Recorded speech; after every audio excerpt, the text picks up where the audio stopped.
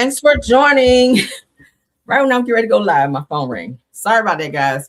Let's get into the show. Hello to everyone. I see you guys in the chat. Everything said in the video is alleged and in my opinion, there we go, and is used for fair use and entertainment. This is a quick pop-in, so we're not going to be here that long. Just giving you guys this news, and we're going to get on out of here. All right, first topic, honey, let's get into it. R&B singer Tank found himself in a very dangerous situation, you guys. R&B star Tank's LA mansion, you guys, is hit with a 4 a.m. burglary. Now, 3 suspects were caught on camera at his home, okay? This is scary, right? So it said that Tank is the latest celebrity targeted in a Los Angeles break-in after thieves hit his home in the early morning hours, according to police. Now, it says that TMZ reports that a call came in around 4 a.m. when Tank's alarm company detected activity at the property and notified authorities. It said that by the time officers arrived, the suspects, a trio of burglars dressed in hoodies, had already taken off. Now, surveillance footage captured all 3 individuals as they moved through the home. It said that at least 1 watch was stolen during the burglary, though investigators are still determining whether additional items were taken. Now, the hit adds Tank to the growing list of entertainers dealing with high-end residential break-ins across the city. The singer-songwriter and producer, known for his hits like Maybe I Deserve, Please Don't Go, and When We, I love all those, was not home during the incident, thank God. Police are reviewing the footage as the investigation continues. No arrests have been made as of yet, but it's good they do have them on camera, so they'll get them, just like they did Shadua Sanders. Y'all remember someone broke into Shadua Sanders' home? Those guys were arrested because they were captured on video. So prayers up that he wasn't there. You can always get a watch back. I'm pretty sure if it was a rollie, you did have it insured, so you'll be all right, okay? You live to fight another day. All right, moving right along. I'm going to sit Kenya, okay? Kenya has responded, and she's trying to say that she does not owe this rent, even though there's court documents and writ of executions and all this shit filed against her. Kenya says she don't owe a goddamn thing. So let's get into it.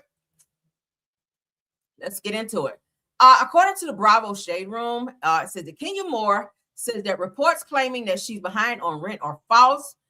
She explained that after her landlord failed to reimburse contractual expenses, that she withheld rent in an effort to reach a fair settlement. Now, Kenya says that the reports about me being behind on rent are false.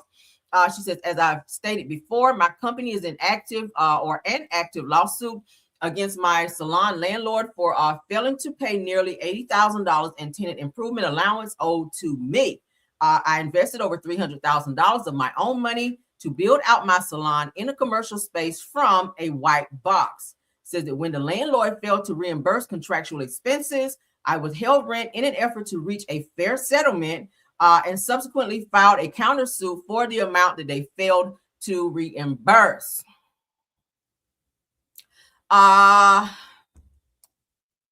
It says that, so then she's telling her people to join live. So it looks like she's created a YouTube channel where she says she's going to go live Sunday at 5 to, I guess, explain this further. She's thanking her team Twirl, honey, and all of that. So it said that I will also be updating you on my new projects, relationship status, and encounter with Britt Edie. So she's going to be discussing that. Even though that's an open case, I don't know if I would want to talk about that if it's an open case, because you don't want to talk about something that you probably can't talk about as of yet. Now, as you guys can see here, it says that a judge ordered Kenya Moore's company, More Vision Media, to pay $87,976 in unpaid rent and utilities and $43,988 due by late February, which we all know was February 19th because I covered it. She missed that payment. So the judge ordered the entire $87,976 to be due immediately. Coming up in March, okay? March, I think 15th or 16th, she has to pay it by then. And another $43,988.67 due by late March, as you guys see. The judge also ordered her company to pay approximately $5,500 per month in rent unless or until she vacates the property. Now, a couple of weeks after the ruling, the landlord claimed that Kenya's company failed to pay the first installment by the court-ordered deadline and demanded immediate possession of the property. I'm going to show you guys a writ of execution again because we do have it. So as you guys can see here, this is what I was just talking about. about what she was due to pay. But Kenya, according to her, she says she doesn't owe anything and she's not in court and all of this. Let's go ahead and look at the proof of all of this, okay? Y'all know we're going to always show some court documents, child. We're going to always show some proof because I ain't going to make you lie. I ain't going to let you make a lie out of me. We read straight from the damn documents. This is the actual court document, okay? Docket number and everything. Filed on 2/20 of 2026 at 8:22 a.m. Clerk of Superior Court, DeKalb County, Georgia.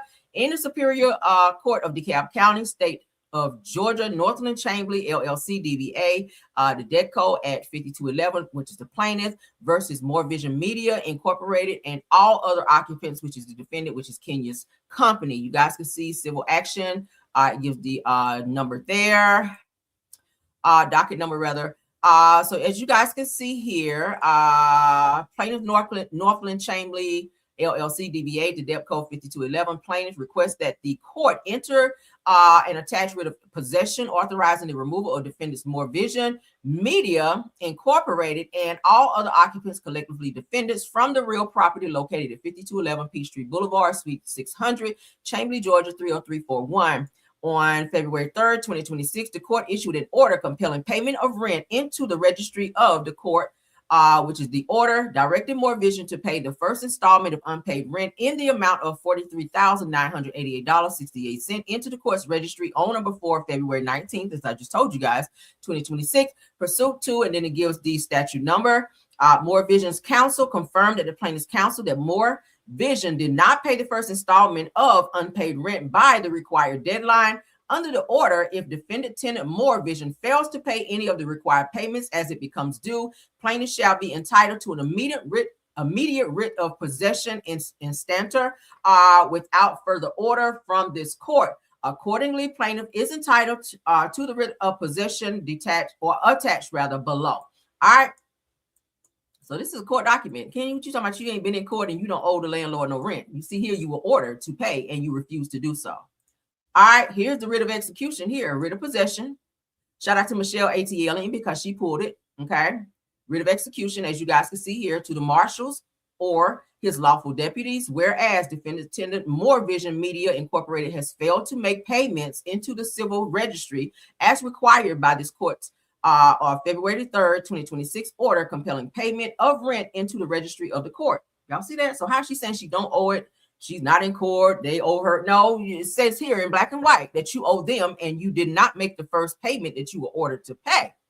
Now, therefore, you are hereby commanded to place plaintiff landlord Northland Chambly LLC DBA, the debt code at 5211 in full and quiet possession of the premises located at 5211 Peachtree Boulevard, Suite 600, Chambly, Georgia 30341, and to remove defendant tenants More Vision Media Incorporated and all other occupants, their personal property, and any and all persons claiming through the order them and to order them from said premises. This is from a court of law, okay?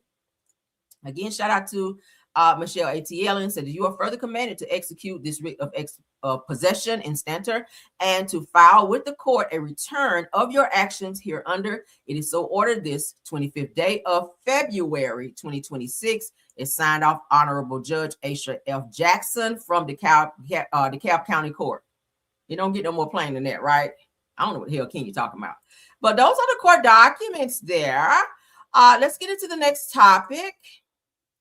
For those of you that like the show Power, which is produced through 50 Cent and his company, okay, G Unit Entertainment, 50 Cent has made an update to the final Power spinoff. He says, I'm done with the Power universe. I'm kind of sad about that because Power is a really, really good show. Of course, y'all know it does premiere on Stars, but let's get into it. So as you guys can see here, 50 Cent says that new heat on the way. I think this is going to be the last spinoff. Then I'm done with the Power universe. I'm sad. So as you guys can see, Power Legacy is what it will be called, from Curtis 50 Cent Jackson, executive producer of Power. So y'all see that? So let's go ahead and read. For those of you, any Power watchers in the chat, press 1 if you are a Power watcher. Now, the mogul took to Instagram to unveil artwork for what appears to be another installment of the Power franchise. Captioning the post, new heat on the way. I think it's going to be the last spinoff, and then I'm done with the Power universe. I'm so sad about it. I've been still watching the old episodes of Power like I do. That's just how much I like it. Okay. So it said that the image featured a cracked, split face visual reminiscent of the gritty aesthetics that defined the franchise since its debut, signaling yet another high-stakes storyline could be in the works. While 50 didn't reveal the title or premiere date, the teaser alone was enough to get fans talking within minutes. I hope that he is just saying he's not going to, because if the ratings are really, really good, he would be a fool to not capitalize off that and continue with the show. But we'll see. Maybe he's trying to move everything over from Stars over to his G Unit Productions, because you guys know that he does have his G Unit Productions now, which he would not have to split any of that money with Stars, because you know Stars get a portion of the money as well, since he's presented his show to them. It's on their network, so maybe he wants to move everything over to his network and cut out the middleman. So if that's what it is, then okay. But said since launching in 2014, Power has grown into full-blown television dynasty, spawning multiple spinoffs and solidifying 50 Cent in a serious force in Hollywood. Now, from drug kingpins to courtroom drama, the universe has expanded across timelines and cities, all under his executive producer watch. All right. So now the big question is this really going to be the final chapter, or is 50 just trolling Power fans? I hope he's just trolling, because Power is a very, very good show. There were rumors that Ghost will be coming back and making his appearance. We did see Tariq in the the one with Tommy. Okay. We did see that one where Tariq appeared in the last episode. That was refreshing to see that. So now we're getting ready to go into the Power Legacy, which I guess they're going to call that. So it's going to be really good, I hope. All right, moving right along. We've been talking about Mary Cosby from Real Housewives of Salt Lake City. They put everything on pause with Salt Lake City after they found out that her son passed away, but it appears that Mary has given him the okay, the thumbs up, that she is ready to start back filming. Maybe she just, how sometimes when you go through something real tragic, sitting around the house sometimes will make things worse and you kind of slip into that depression. Maybe she just wants to keep working so it can kind of take her mind off of the inevitable, right? Maybe that's what she's doing, because literally her son just passed like Monday, and she's telling Bravo like, hey, y'all bring the cameras in, let's work. I'm ready to get back to it, right? And that was her only son. And yeah, so she is ready to get back to it. So it said that Mary Cosby moves forward with Real Housewives of Salt Lake City season 7 following her son's unaliving. Now, according to TMZ, Mary Cosby is moving forward with filming season 7 of Real Housewives of Salt Lake City following the heartbreak of her lost son, Robert Jr. Says, as we know, Mary's son passed away, as you guys know, this past Monday, February 23rd, from a drug overdose. Now, productions on the new season was reportedly pausing everything immediately after the news broke, which they should have. TMZ reports that Mary does want to continue with the season, as she feels being around the group may help her during this difficult time, like I was just saying. Our production will not pressure her to attend group events and will allow her to participate at her own pace. I love that.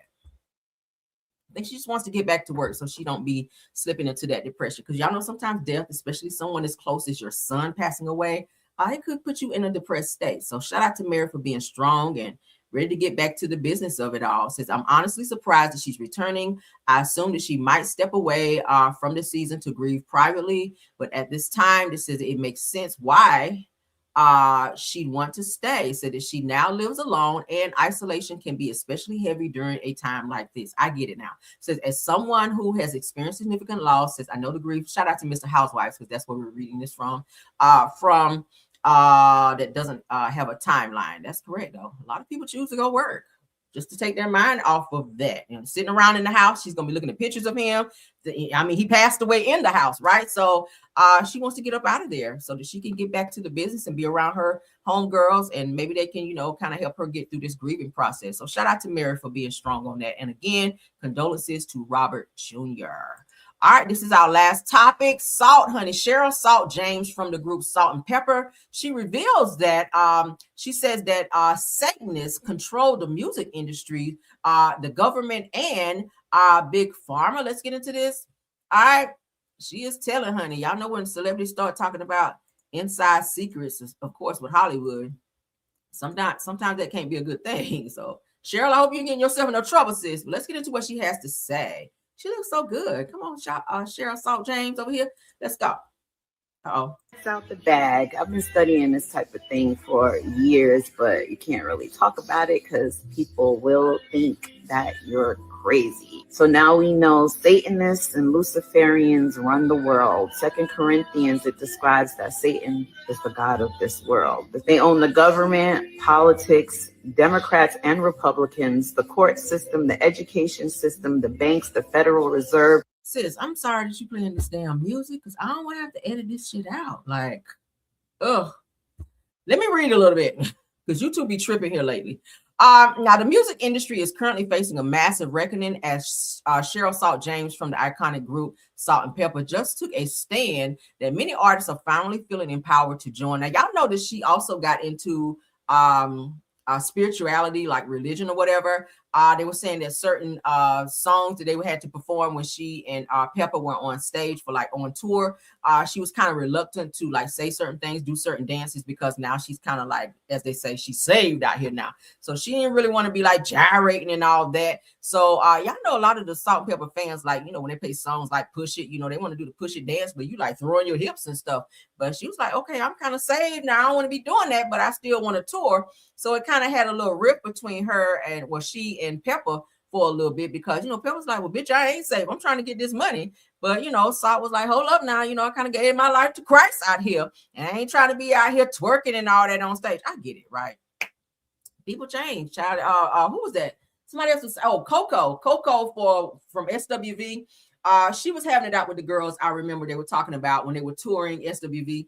Coco didn't want to do the song Downtown because of like her spirituality. She said, I'm not in that place no more. Like when we were teenagers and we were in our early 20s, like I didn't mind singing that. But now that I'm older, I'm, you know, more grounded. I want to be on stage grinding and talking about, because y'all know the song Let's Go Downtown is like your man going downtown.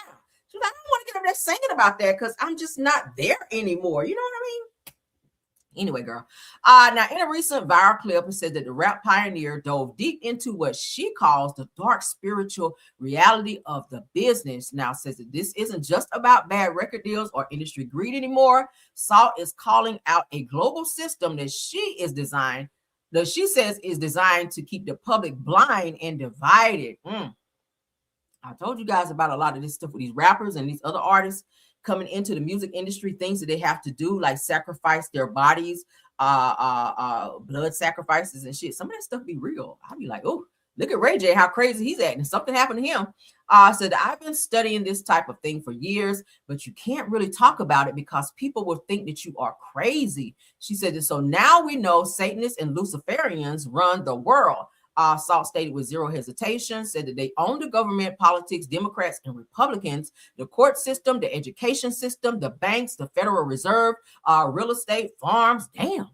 Can we get anything? It says that Hollywood, what we watch, music, what we listen to, media, said that what we believe, sports, big pharma, and everything. She said that she continues by explaining that the issues that we see on the news are only the surface of much deeper spiritual conflict. I believe that. I can see that. Says, and of course, read your Bible. 2 Corinthians says that that Satan is the god of the world. So they own this ish. Said that they really run this ish. They pit us against each other. They divide us. And but behind the scenes, she said that it's the same Luciferian groups that are running everything. I can see that.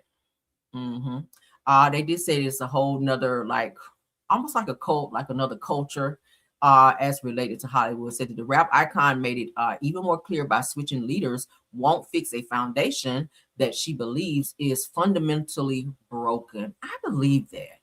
What do y'all think? A lot of people was trying to say that about Beyonce for a while. You guys remember where she had this whole, what is it, Sasha Fierce, like it's Beyonce, then she turns into Sasha Fierce. I saw a few videos online where she did kind of look demonic. I'm not trying to say that Beyonce is a demon, but I'm saying like when she turns into this Sasha Fierce character on stage, like it's like she take on a different presence and she does look a little demonic. Okay. What is it?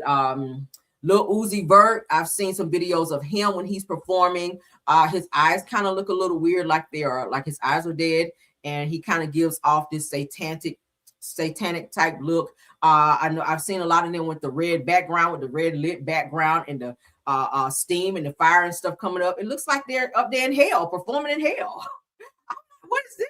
This is some satanic shit right here. Like some of this music, some of the secular music I listen to, but then some of it I just don't fool with it at all because it's too borderline for me. And I love music, but some of this stuff I can't get with because it's too satanic for me. And you kind of have to be careful what you listen to. And a lot of this satanic stuff is hidden in a lot of great music. You listen to it, be like, oh, this beat. They'll hide it in a real nice beat. And for those of you that really like music, sometimes if you don't listen to the lyrics, it'll slip by you. You don't know what you're listening to or what you bobbing your head to. It could be like, I'm about to take your soul, but it's got a nice beat. You're like, oh, I like this song. Not even hearing the message in the song. So yeah, I listen to the lyrics and the music. You ain't about to get me. But I totally get what she's saying. So definitely be careful what you're listening to, what you allow your kids to listen to, because you don't want your children to be demonized by some of this music that's being put out in the industry from people who literally sold their soul to the devil. It does happen. It really does happen. They say a lot of these artists, in order for them to become like hugely successful, like Beyonce and Pink and all these bigger artists, Lady Gaga, like most of them have really sold their souls to the devil. Like you hear it all the time. But yeah, we're gonna get up off that. I ain't trying to preach to nobody. Let's do what you want to, but just definitely be careful of what you take into your ears, which then feeds into your spirit, which then, you know, have your ass acting crazy and you don't know why, because of something that you fed your spirit. So just watch that. Okay, let's get out of here, guys. That's it. Yes, Travis Scott, NBA young boy too. A lot of those boys have to bend over to become artists. I told you, did we show y'all that over here? I'm showing y'all some crazy stuff. We talk about some crazy stuff, but a lot of these artists, they have to bend over. I told y'all these rappers, where they were talking about in a where was it? I think it was in a barbershop, where they were like, yeah, you want this deal? You want this record deal? Well, come to this party. We're gonna be having this party. And when they get to this party, they literally have to allow someone to violate them back there, if I can say it that way. Y'all get what I'm saying? Like penetrate them back there in order to become, and that's just like them taking their soul. Because, you know, when you sleep with a person, it's soul ties, right? It's like spirits transfer, so transfer spirits. That's why when you sleep with a person, you're taking on their spirit. So in the industry, they were talking about a lot of these rappers, they do, like, you know, get behind them and take them from behind, which is taking their spirit. Okay, understand that, child. When you sleep with people, you allow people to enter you. Their spirits are entering you, and you wonder why you acting so crazy. You taking on spirits, right? That's why it's not good to sleep with a lot of people. But let's get out of here. Thank you so much to my top flight mods, Tiffany Thomas, Rose Armstead, True TV Podcast. Thank you all so much. Please don't forget to tap on that like button for me. Thank you to all the content creators, all the caramelians, everyone in the chat and in the bushes. You guys have a wonderful day. Happy Friday to everyone. I'll be back with more news that I know you guys can use. In the meantime, in between time, bye.